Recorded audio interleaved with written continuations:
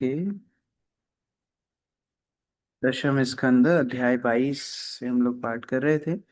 किस तरह भगवान गोपियों के वस्त्र का हरण करते हैं। तो उस श्रृंखला में 12 श्लोक हम लोग पढ़ चुके थे। भी 13 नंबर श्लोक से आगे।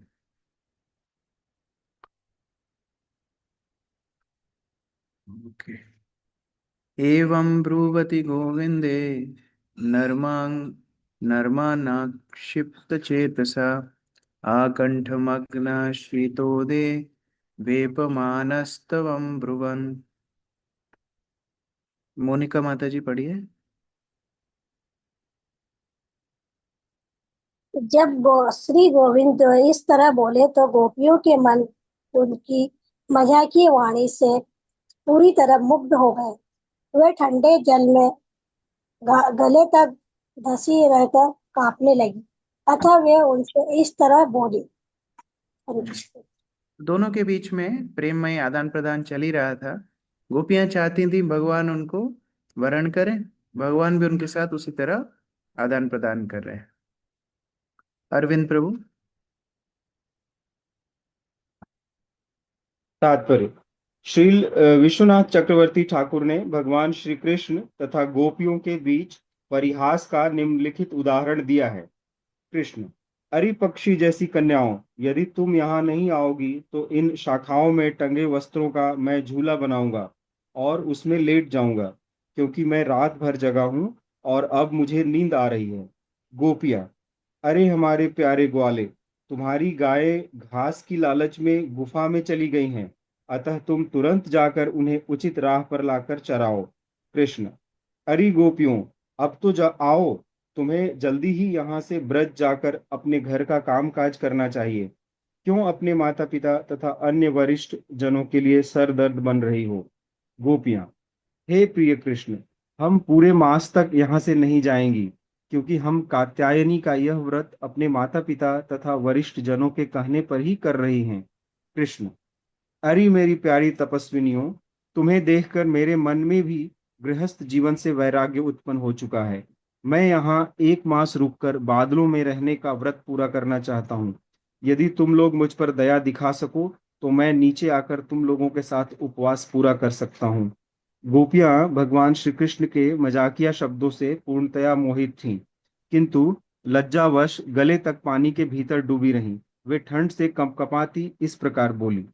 तो अभी कोई पूछ सकता है विश्वनाथ चक्रवर्ती ठाकुर को ये सब आदान प्रदान कहाँ से पता पड़े। वास्तव में शुद्ध भक्त के हृदय में भगवान सारी लीलाएं प्रकट करते हैं। हम लोग जानते हैं वो कोई साधारण आचार्य नहीं है, भगवान की लीलाओं में एक मंजरी है। तो इस प्रकार से कई बार लोग जब चुनौती देते हैं भगवान को किसने देखा है, इन आचार्यों ने भगवान को देखा है और जो देख रहे हैं वो इधर लिख रहे हैं। यद्यपि शास्त्र सम्मत है, ऐसे सब कोई मनगढ़ंत नहीं है, लेकिन फिर ये लीलाएं उनके सामने प्रदर्शित होती थी और उसी कारण से वो ये सारी लीलाएं लिखते थे।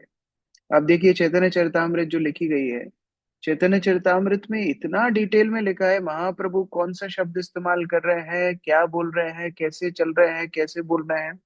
अभी रघुनाथ दास गोस्वामी ने अपने प्रवचन में सारी बातें वर्णित की, लेकिन फिर भी कृष्णदास कविराज गोस्वामी जिस डिटेल के साथ उसको लिख रहे हैं, ऐसा लगता है मानो डायरेक्ट महाप्रभु की लीला को दर्शन कर रहे हैं। तो भगवान आज भी उपलब्ध हैं, आज भी उतने ही प्रस्तुत हैं जितने 5000 वर्ष पहले वृंदावन में थे।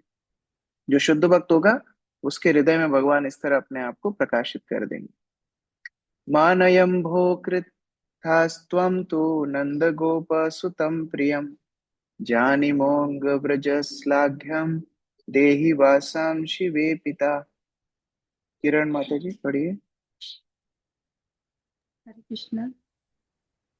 गोपियों ने कहा, हे कृष्ण, अन्य माता महात्मा मनो, हमें जानती है कि तुम नंद महाराज के मान माननीय पुत्र हो और ब्रज के हर व्यक्ति तुम्हारा सम्मान करते हैं।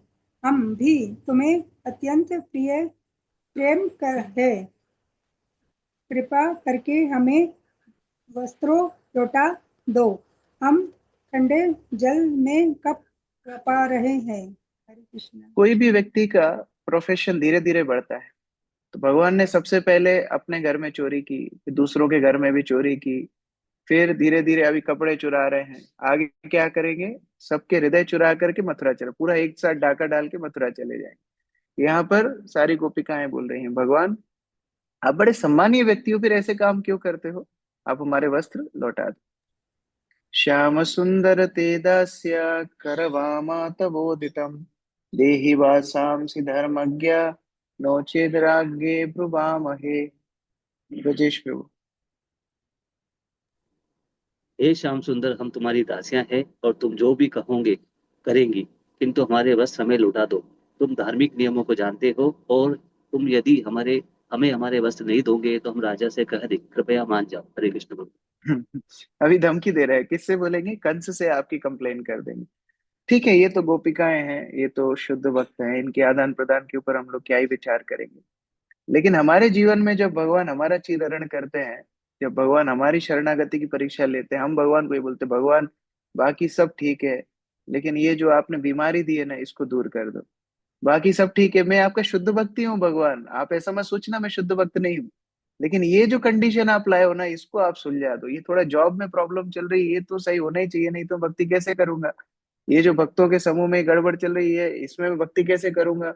मेरी सेवा मुझसे ले ली गई, अब मैं से भक्ति कैसे करूंगा? हमेशा जैसे यहाँ गोपिकाएं वस्त्र मांग रही हैं, बाकी सब ठीक है, हम आपको बहुत प्रेम करते हैं, आप श्याम सुंदर हो, हम आपके ऊपर समर्पित है, सब कुछ है, लेकिन फिर भी हमारी जो आसक्ति है वो हमको लौटा दो। तो इस तरह से साधक भी भगवान से बार बार बोलता है, और जब काम नहीं बनता है तो भगवान को धमकी भी देता है। अच्छा, ऐसा अगर नहीं होगा मैं मंदिर नहीं आऊंगा। डायरेक्ट भगवान को तो नहीं देता है, लेकिन भक्तों को देता है, ऐसा नहीं होगा तो मैं भक्ति नहीं करूंगा। मैं आज सुबह ही एक विचार कर रहा था, कितना कोई व्यक्ति मूर्ख होगा जो किसी समस्या के कारण भगवान की भक्ति छोड़ देगा। वास्तव में भगवान की भक्ति करना जीव के लिए लाभ है। अभी हम लोग प्रहलाद महाराज की शिक्षाओं में पढ़ रहे थे। प्रहलाद महाराज भगवान को बोलते हैं, एक नरसिंहदेव, आप जब किसी से सेवा लेते हो तो उसका भला होता है। जैसे कोई अगर अपने मुख का श्रृंगार करे तो आईने में जो प्रतिबिंब दिख रहा है उसका श्रृंगार अपने आप हो जाता है।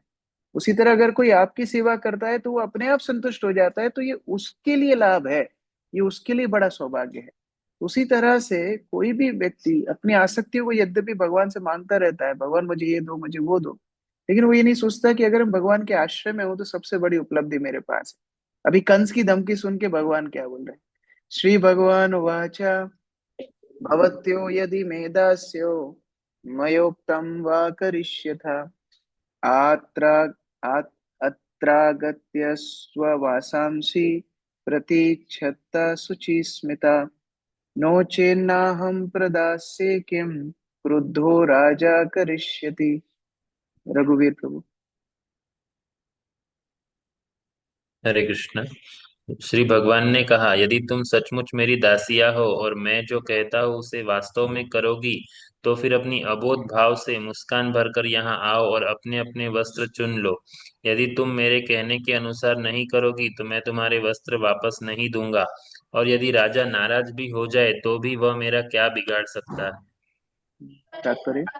तात्पर्य। श्री प्रभुपाद टीका करते हैं, जब गोपियों ने देखा कि भगवान श्री कृष्ण दृढ़ दृढ़ एवं अटल बने हुए हैं, तब उनके पास उनकी आज्ञा पालन करने के सिवाय कोई और चारा न था। हरे कृष्ण। बोल रहे हैं कि अगर वास्तव में तुम मेरी दासी हो तो राजा कहाँ से आया? अभी राजा नाराज हो भी गया तो मेरा क्या बिगाड़ लेगा वो? वास्तव में राजा कौन राजा है? वास्तव में भगवान ही राजा है। तो यहाँ पर भगवान बोल रहे हैं, जो भी हो आप मेरे पास आओ, मैं आपको आपके वस्त्र दूंगा।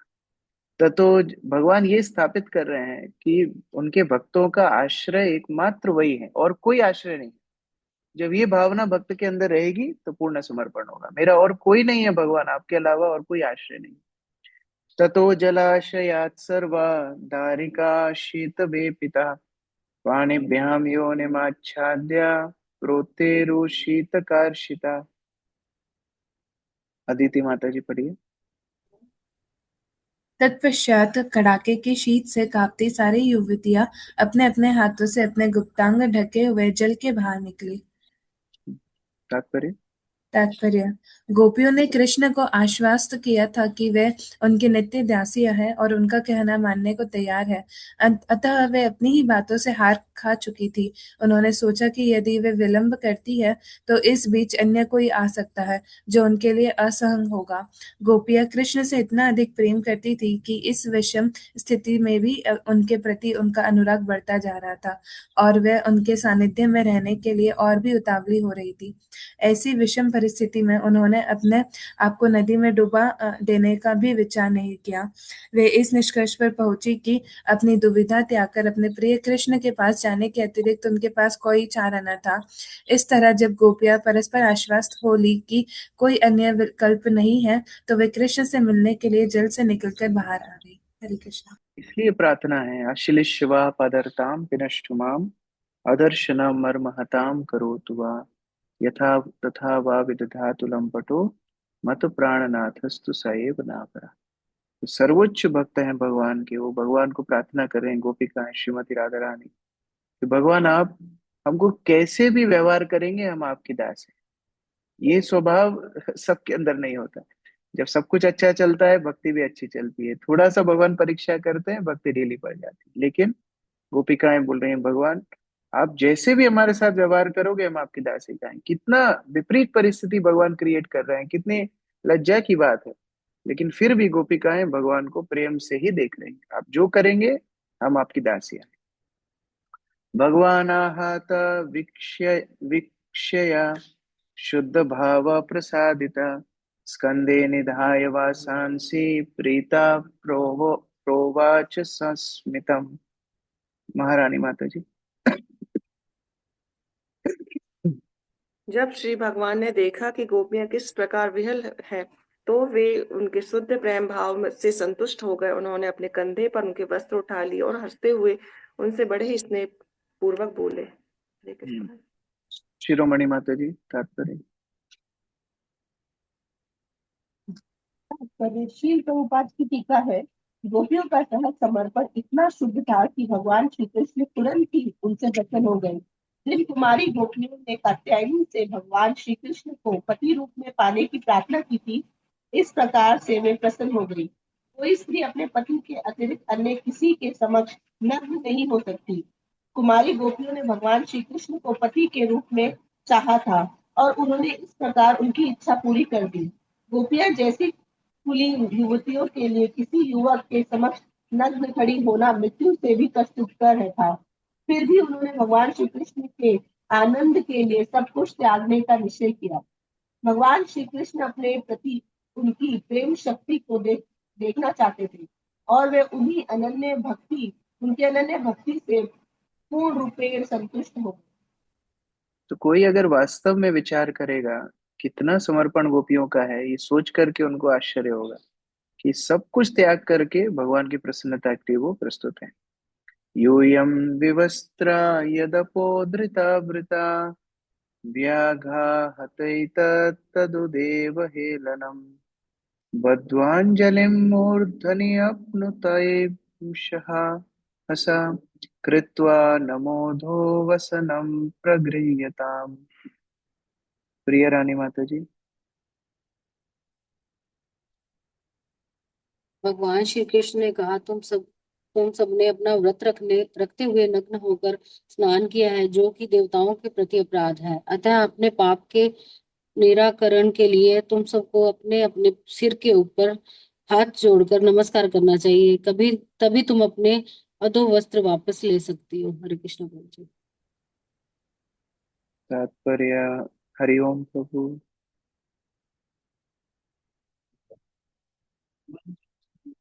Unmute unmute unmute. भगवान श्री कृष्ण गोपियों को पूर्ण समर्पण करते देखना चाहते थे, इसलिए उन्होंने आदेश दिया कि वे अपने सिर के ऊपर हाथ जोड़कर नमस्कार करें। दूसरे शब्दों में, गोपियां अपने शरीरों को अब ढक नहीं सकती थी। हमें मूर्खों की तरह यहाँ कभी नहीं सोचना चाहिए कि भगवान श्री कृष्ण कोई सामान्य कामांध युवक थे जो गोपियों के नग्न सौंदर्य का आनंद लूटना चाहते थे। भगवान श्री कृष्ण परम सत्य है और वे वृंदावन की युवती गोपियों की प्रेम इच्छा को पूरा करना चाहते थे। इस जगत में ऐसी दशा में हम निश्चित रूप से कामुक हो उठते हैं, किंतु ईश्वर से अपनी तुलना करना भयंकर अपराध है। और इस अपराध के कारण हम भगवान श्री कृष्ण के दिव्य पद को नहीं समझ सकेंगे, क्योंकि हम उन्हें अपने ही समान बद्ध मानेंगे।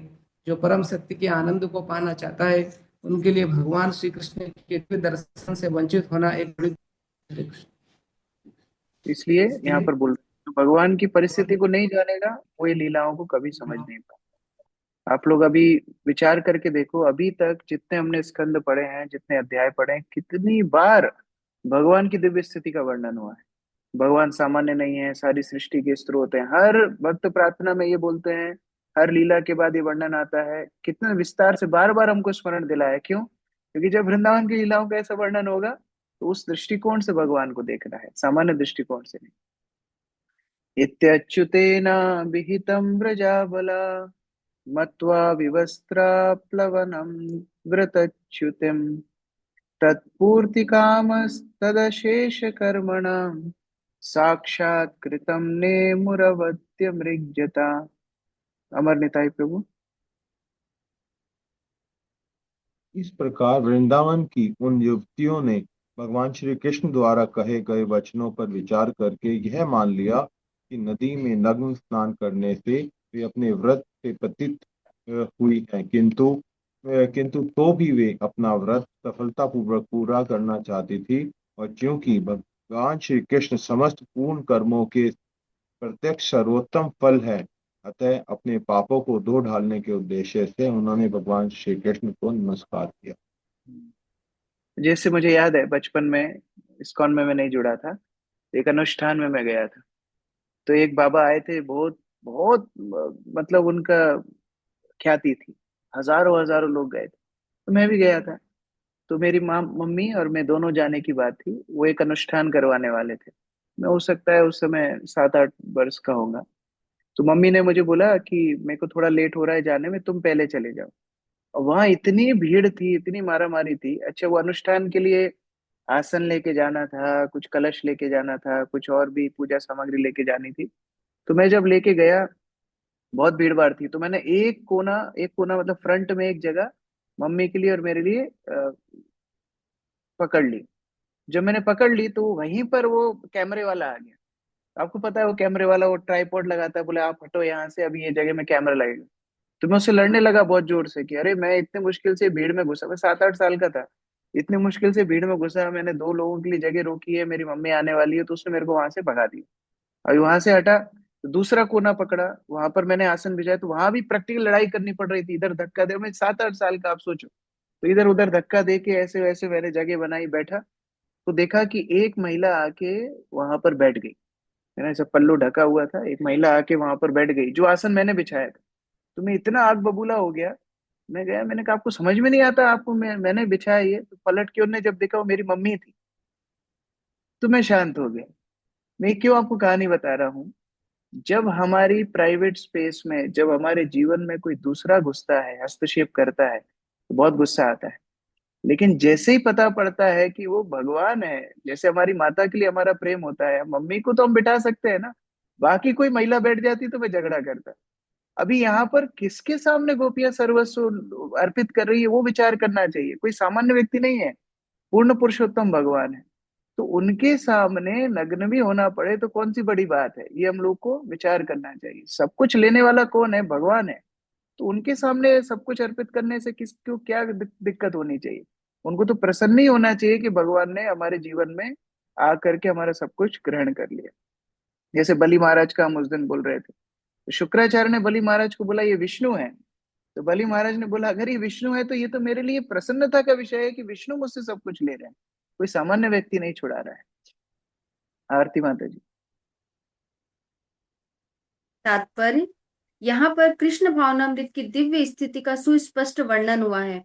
गोपियों ने निश्चित किया है कि अपनी तथाकथित पारिवारिक परंपरा और पारंपरिक नैतिकता को त्याग कर भगवान श्री कृष्ण की शरण ग्रहण करना श्रेयस्कर है।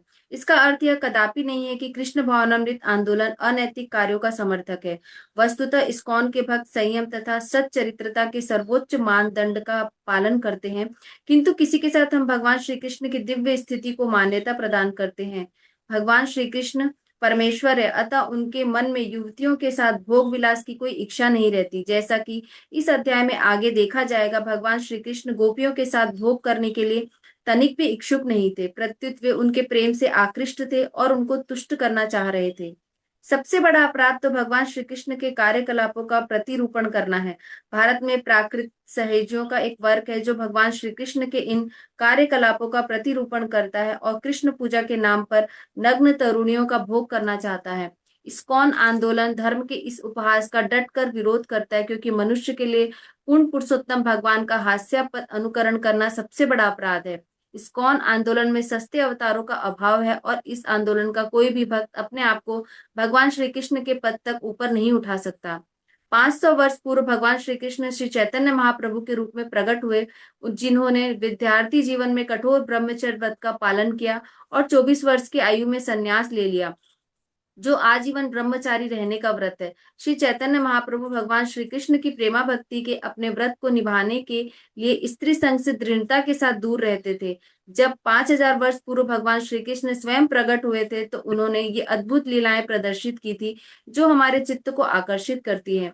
हमें चाहिए कि ईश्वर द्वारा संपन्न की गई ऐसी लीलाओं के विषय में सुनकर न तो ईर्ष्या करें न चकित हो। ऐसा चकित होना हमारे अज्ञान के कारण है, क्योंकि यदि हम इन कार्यों को करने का प्रयास करें तो हमारे शरीर कामासक्त हो जाएंगे। किंतु भगवान श्री कृष्ण परम सत्य हैं, इसलिए वे किसी भी प्रकार की भौतिक इच्छा से तनिक भी विचलित नहीं होते। इस प्रकार यह घटना, जिसमें गोपियां नैतिकता के सामान्य मानदंड को ताक पर रखकर अपने सिर के ऊपर हाथ जोड़कर नमस्कार करके भगवान श्री कृष्ण के आदेश का पालन करती है, शुद्ध भक्ति का उदाहरण है। धार्मिक नियमों की कोई त्रुटि नहीं है। वस्तुतः गोपियों का समर्पण सर्वधर्म की पूर्णता है। जैसा कि श्रील प्रभुपाद श्री कृष्ण लीला पुरुषोत्तम भगवान में बताते हैं, गोपियां सीधी सादी जीव थी और भगवान श्री कृष्ण जो कुछ भी कहते उसे वे सच मानती थी। वरुण देव के कोप से अपने आप को बचाने तथा अपने व्रतों की पूर्ति करने और अंततोगत्वा अपने आराध्य भगवान श्री कृष्ण को प्रसन्न करने के लिए ही उन्होंने उनके आदेश का तुरंत पालन किया। इस प्रकार वे भगवान श्री कृष्ण की सर्वोच्च प्रेमिकाएं तथा परम आज्ञाकारिणी सेविकाएं बन सकी। गोपियों की कृष्ण भावना की तुलना की जा सके ऐसा कुछ भी नहीं है।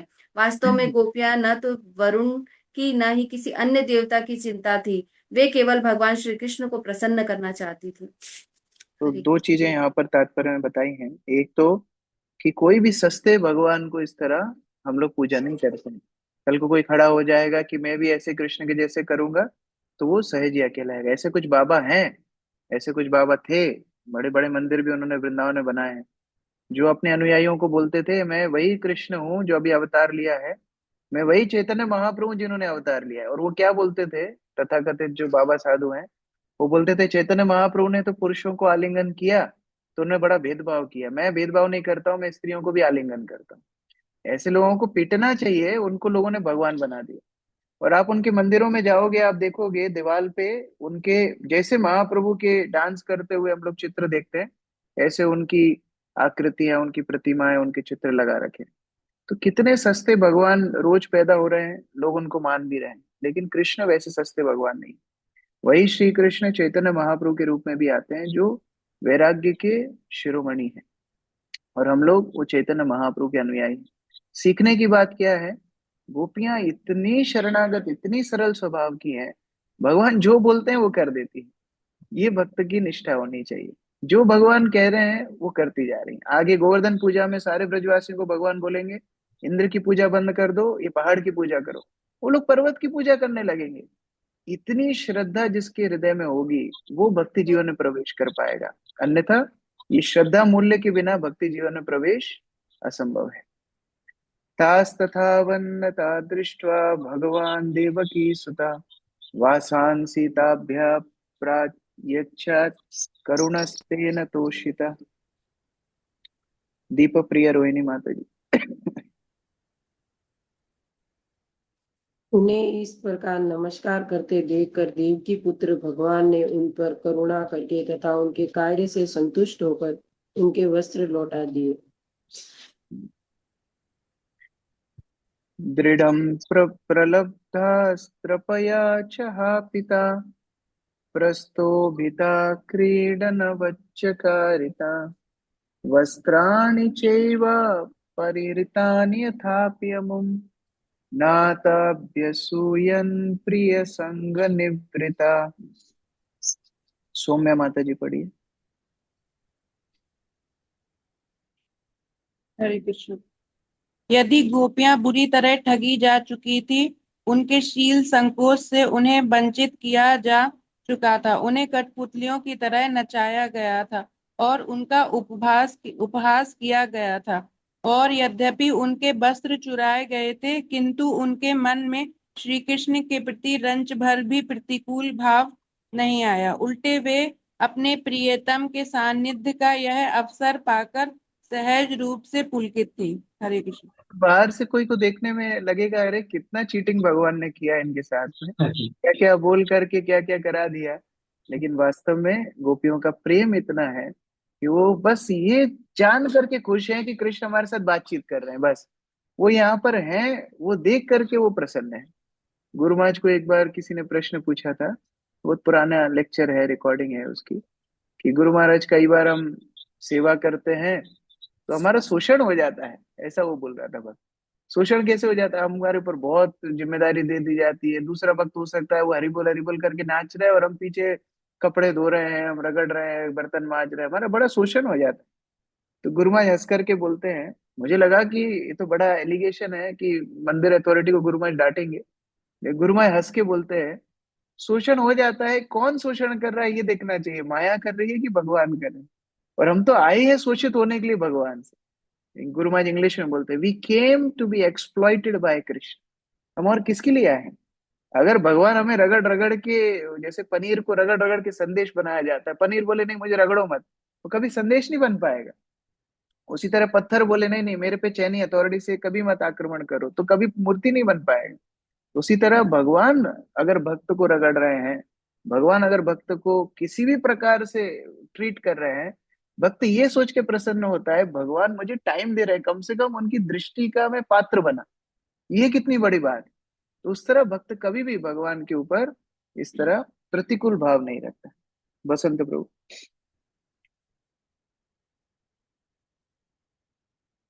अनम्यूट करना पड़ेगा प्रभु।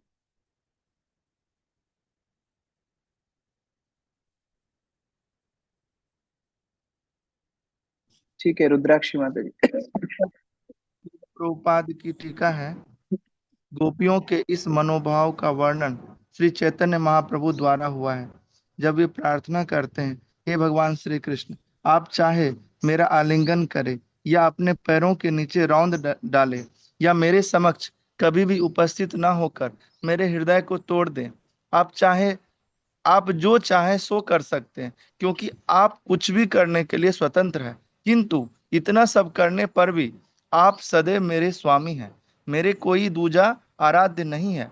भगवान श्री कृष्ण के प्रति गोपियों का यही मनोभाव है। हरे कृष्ण। कौन सा श्लोक है ये? नहीं, ये श्लोक जो प्रभुपाद यहाँ तात्पर्य में बता रहे हैं, कौन सा श्लोक है? 22 यथा तथा विद्धातु लंपटे प्राण। हाँ, जस्ट अभी थोड़ी देर पहले ही चर्चा की, शिक्षा अष्टकम का 8वां श्लोक, उसका अर्थ है ये। हे भगवान, आप आलिंगन करें, पैरों से रौंद दें, आप उपस्थित हो नहीं उपस्थित हो कि मेरे हृदय को तोड़ दे, आप जो कुछ करना है करिए, आप स्वतंत्र है। लेकिन मैं आपका दास हूँ, मैं आपके सर्वेंट हूँ, मैं आपको छोड़ के और कहीं नहीं जाऊंगा। ये भावना भक्त के अंदर होना चाहिए। परिधाय सुवासांसि पृष्ठ संगम सज्जिता गृहीत चित्तनो चेलुस्तस्मिन् लज्जायते क्षणा। राकेश सिसोदिया प्रभु। हरे कृष्णा प्रभु जी। गोपियां अपने प्रिय कृष्ण से मिलने के लिए आतुर थी, अतः वे उनके द्वारा मोह ली गई। इस तरह अपने अपने वस्त्र पहन लेने के बाद ही वे हिले ही नहीं। वे लज्जित हुई, उन्हीं पर टकटकी लगाए जहाँ की तहाँ खड़ी रही। रुद्राक्षी माता जी। हरे कृष्णा प्रभु जी, धन्यवाद प्रणाम। अपने प्रिय मित्र कृष्ण से मिलने से गोपियां उनके प्रति और अधिक अनुरक्त हो गई। जिस तरह कृष्ण ने उनके वस्त्र चुरा लिए थे, उसी तरह उन्होंने उनके मन और प्रेम भी हर लिए थे। गोपियों ने इस घटना को इस बात का प्रमाण मान लिया कि कृष्ण भी उनके प्रति अनुरक्त हैं, अन्यथा वे उनसे इस तरह का खिलवाड़ करने का कष्ट क्यों करते।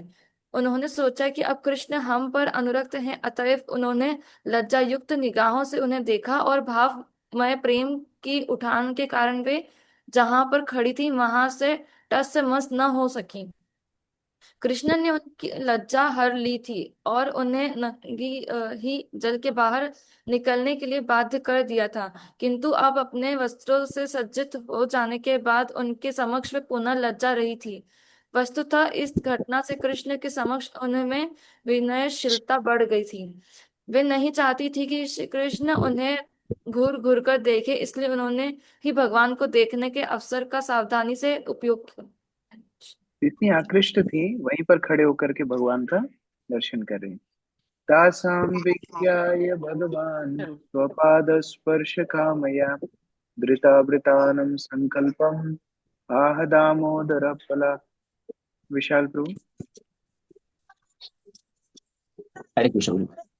भगवान उन गोपियों के द्वारा किए जा रहे कठोर व्रत के संकल्प को समझ गए। वे यह भी जान गए कि ये बालाएं उनके चरण कमलों का स्पर्श करना चाहती हैं। अतः भगवान दामोदर कृष्ण उनसे इस प्रकार बोले। संकल्पो विदितः साध्यो भवति नाम मदरचनम मायानुमोदितः सोऽसौ सत्यो भवितुमर्हति। हरिप्रिया माता जी। ए साध्वी लड़कियों, मैं समझ गया कि इस तपस्या के पीछे तुम्हारा असली संकल्प मेरी पूजा करना था। तुम्हारी इस अभिलाषा का मैं अनुमोदन करता हूँ और वह अवश्य ही खरा उतरेगा। अंकित निगम प्रभु। तात्पर्य: जिस प्रकार कृष्ण समस्त अशुद्ध इच्छाओं से मुक्त हैं, उसी तरह गोपियां भी हैं। अतएव पति रूप में कृष्ण को प्राप्त करने का उनका प्रयास निजी इंद्रिय तृप्ति की कामना से प्रेरित न होकर कृष्ण की सेवा करने और उन्हें प्रसन्न रखने की अपार इच्छा से प्रेरित था। अपने प्रगाढ़ प्रेम के कारण गोपियां कृष्ण को ईश्वर के रूप में नहीं अपितु समस्त सृष्टि के सबसे निराले बालक के रूप में देखती थी। वे सुंदर युवतियां होने के कारण अपने प्रेम भाव से ही उन्हें प्रसन्न करना चाहती थी। कृष्ण उनकी शुद्ध इच्छा को जान गए थे, अतः वे परम तुष्ट थे।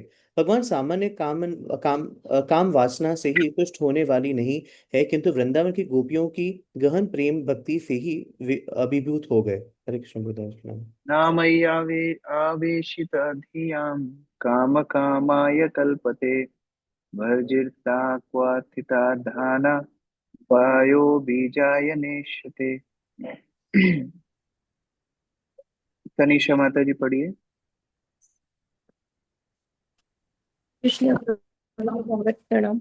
जो लोग अपना मुझ पर लेते हैं, उनकी इच्छा उन्हें इंद्र तृप्ति की ओर नहीं ले जाती है। जिस तरह की धूप से झुलसे और फिर अग्नि में पकाए गए जो के बीच नए अंकुर बन कर नहीं उग सकते। अभी क्या भगवान आशीर्वाद दे रहे हैं उनको कि आप जितना मेरे ऊपर स्थित हो, जितना समर्पित हो, आपकी इंद्रिय तृप्ति उसी तरह अब पूर्ण रूप से ध्वस्त हो गई है। जैसे कोई बीज को अगर अग्नि में पका दिया जाए, आग में झुलसा दिया जाए, वो बीज कभी अंकुरित नहीं होगा। उसी तरह आपके हृदय में कभी विकार उत्पन्न नहीं होगा, आप इतनी शरणागत भक्त।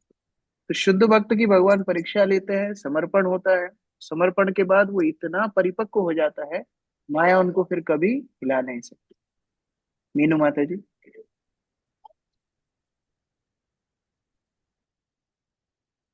तात्पर्य: यहाँ पर मायावेशित ध्येयम शब्द अत्यंत महत्वपूर्ण है। कोई भी व्यक्ति भक्ति में उच्च स्थान प्राप्त किए बिना अपना मन तथा बुद्धि कृष्ण पर स्थिर नहीं कर सकता, क्योंकि कृष्ण शुद्ध आध्यात्मिक है। आत्म साक्षात्कार निष्काम भाव की स्थिति नहीं है, अपितु शुद्ध की गई इच्छा है, जिसमें मनुष्य को एकमात्र कृष्ण के आनंद की कामना होती है। गोपियां कृष्ण के प्रति निश्चित रूप से माधुर्य रस से आकृष्ट थी, फिर भी अपने मन तथा अपने संपूर्ण अस्तित्व को कृष्ण पर स्थिर करने के बावजूद उनके माधुर्य भाव में कमी कोई भौतिक वासना प्रकट नहीं हुई।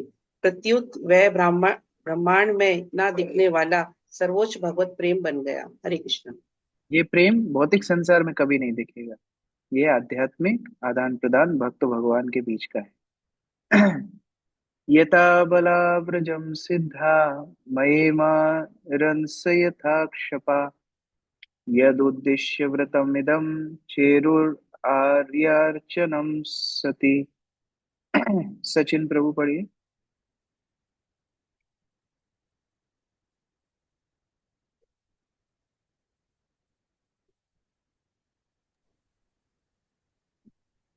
सुखदेव गोस्वामी ने कहा, हे बालाओ, आओ, जब व्रज लौट जाओ, तुम्हारी इच्छा पूरी हो गई है, क्योंकि तुम आने वाली रातें मेरे साथ बिता सकोगी।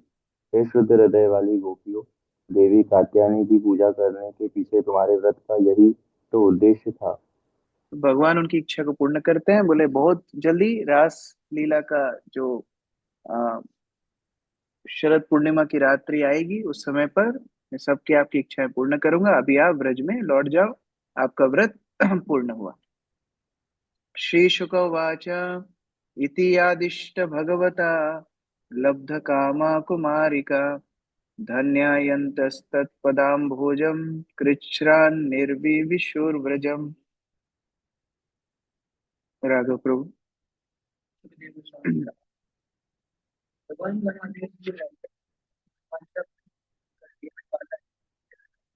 भी बड़ी ही मुश्किल से ब्रज ग्राम वापस आई। तात्पर्य तात्पर्य, गोपियों की इच्छा पूरी हो गई थी, क्योंकि कृष्ण ने उनका पति बनना स्वीकार कर लिया था। एक युवती अपने पति के अतिरिक्त अन्य किसी पुरुष के साथ रात कभी नहीं बिता सकती। अतः जब कृष्ण आने वाली शरद ऋतु में उन युवतियों के साथ रात में रास नृत्य करने पर राजी हो गए, तो इसका अर्थ यही था कि वे पति रूप में प्रेम का प्रतिदान करना मान चुके हैं।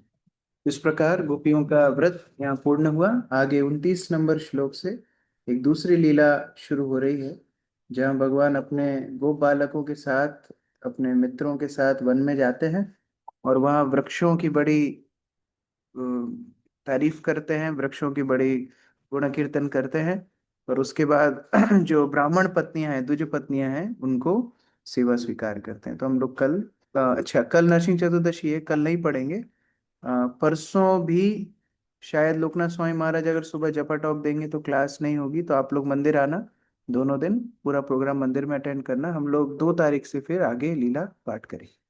हरे कृष्ण। श्रील प्रभुपाद की जय। समवेत भक्तवृंद की।